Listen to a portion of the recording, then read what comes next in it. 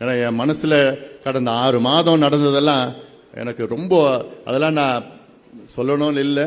ஆனாலும் உங்களை நீ பார்த்துட்டு தான் இருக்கிறீங்க, நீ பார்த்து தான் இருக்கிறீங்க. ஆனால் எல்லாமே நம்ம கடந்து வந்துடுவோம், எல்லாமே நம்ம கடந்து வந்துடுவோம். ஐயா ஒரு சமூக சீர்திருத்தவாதி. நமக்கெல்லாம் ஒரு குலதெய்வம், குலவிளக்கு ஐயா தான், அதுல மாற்று கருத்து கிடையாது. இன்னைக்கு ஐயா ஒரு 10 வயசு குழந்தை மாதிரி ஆயிட்டார்.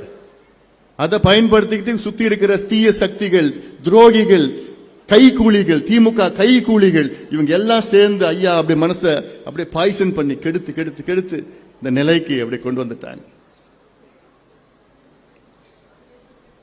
ஆனாலும் அதை கடந்து நம்ம எல்லாம் இன்னைக்கு ஏன்னா நமக்கு இந்த கட்சி, இந்த சமுதாயம், தமிழ் சமுதாயம், பெண்கள் பாதுகாப்பு, இதெல்லாம் நமக்கு ஒரு முக்கியமான ஒரு நம்முடைய கடமையா நான் பார்க்கிறேன். நான் எனக்கு என்னுடைய பெரிய பலம் என்ன தெரியுமா?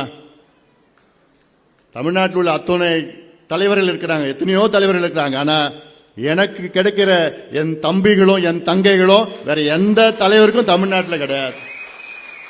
அவ்வளவு உணர்வுபூர்வமான தம்பிகளும் தங்கைகளும் எனக்கு இருக்கிறாங்க. அந்த தைரியம், அந்த நம்பிக்கை, அதுதான் என்ன இந்த அளவுக்கு கொண்டு போயிட்டு இருக்கு, வேகமா கொண்டு போயிட்டு இருக்கு.